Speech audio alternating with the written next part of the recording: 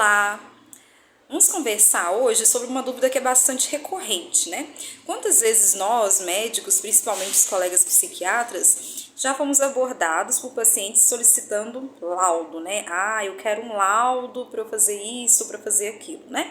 Então, para esclarecer essa dúvida, os laudos, eles são elaborados por peritos, né? Então, por exemplo, o médico que te acompanha, né, o médico que é seu médico assistente, né, que acompanha o seu caso, ele não elabora um laudo, né? Na verdade, ele nem pode elaborar um laudo, né? Porque o médico assistente, o médico que te acompanha, ele não pode ser o seu perito, né? Então, por exemplo, se você faz tratamento com o seu médico psiquiatra de confiança, que te acompanha há muito tempo, ele não pode ser nomeado por um juiz para elaborar um laudo, né? Então, ele não pode dizer, por exemplo, se você estava sob influência de um transtorno mental no momento de um determinado crime, por exemplo, né? No momento em que o indivíduo cometeu um crime ou não, né? Ele não pode dizer se você está com a sua capacidade civil plenamente preservada ou não, né? Se você é capaz de testamentar, de testemunhar, de votar, de casar, de negociar seus bens, né? Ele não pode falar, por exemplo, se você tem direito a um benefício previdenciário ou não, né? Se você tem um transtorno mental que te dá direito ou não a um benefício, tá? Por quê? Porque quem vai fazer essa atividade, né, de elaborar um laudo deve ser o perito, né, o médico perito. E o médico perito, ele não pode ser parcial, né? Ele não pode ter nenhum vínculo com aquele periciando, com a pessoa que está passando em perícia, né? Então, é um dos critérios pelos quais o perito ele pode ser considerado suspeito, né? Então, ele não pode acompanhar aquele periciando, né, de forma assistencial, ele não pode ser médico assistente, né, do periciando, ele não pode ter nenhum vínculo, né, também não pode ter, por exemplo, nenhum vínculo familiar, né, nada que possa fazer com que esse perito seja considerado suspeito, né. Então, o médico perito, ele não pode ter um vínculo, né, com o periciando, não pode ser parente, não pode ser amigo, né, e não pode ser o médico assistente daquele periciando, tá?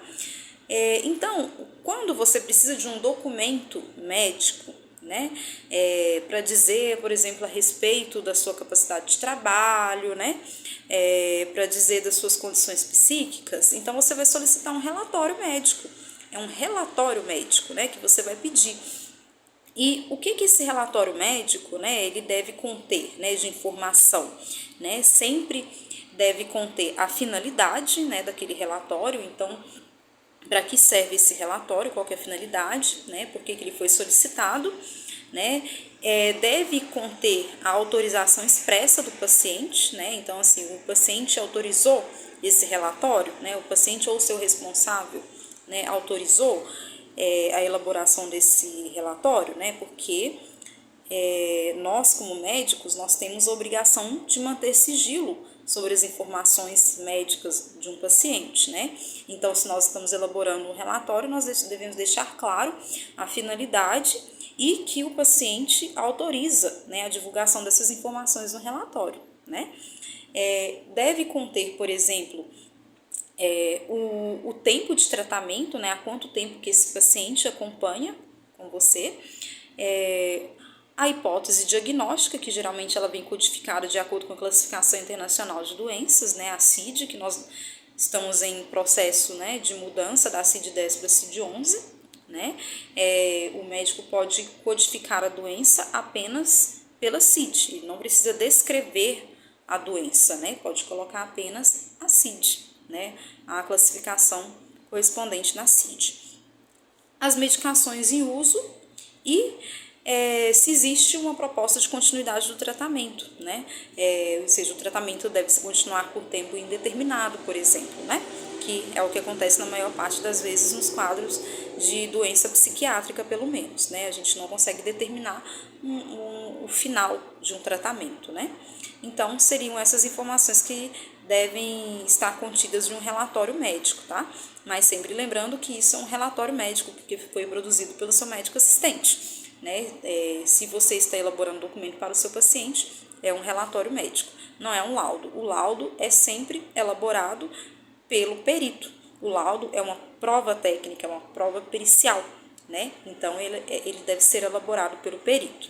E sempre lembrando que o médico assistente, ele não pode agir como perito do seu paciente, né?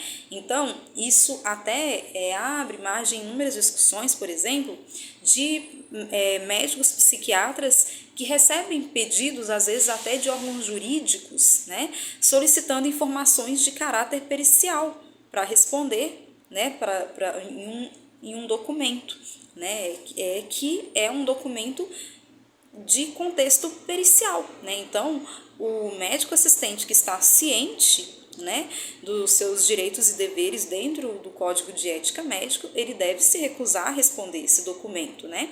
E ele pode justificar. São questões de caráter pericial e eu, como médico assistente, não devo responder a essas perguntas, né, devido à parcialidade da situação, né? Então, se eu sou médico assistente, entende-se que eu vá agir de forma parcial em relação ao meu paciente, né? Não significa que todo médico assistente vai agir de forma antiética, de maneira nenhuma, mas você é considerado parcial, né? Se você está respondendo perguntas que podem beneficiar ou prejudicar o seu paciente, né? Então, essa que é a diferença entre um laudo, né, e um relatório, e o papel de um médico assistente e o papel de um médico perito, correto? Bom, e aquelas situações, por exemplo, em que um médico perito, ele age em favor de uma das partes, né, como a gente comentou anteriormente, que o médico perito, ele age como um assistente técnico, né, então ele não é um perito do juízo. Ele é um médico perito que foi contratado por uma das partes, ele é um assistente técnico. Como que é o nome do documento que ele prepara? Ele prepara um parecer, né? Então, um parecer técnico, né? Então, ele vai elaborar um documento, né, contendo as informações sobre a história do paciente, não, no caso do examinado, né, vai conter a descrição do exame do estado mental, quanto que o quadro dele interfere ou não numa determinada demanda jurídica, né? Então, ele vai elaborar um parecer técnico, tá bom? Então, o assistente técnico, ele vai elaborar um parecer, o perito, ele vai elaborar um laudo e o médico assistente, ele vai elaborar um relatório médico, correto? Então, é isso, espero ter resolvido essa dúvida que é bastante frequente.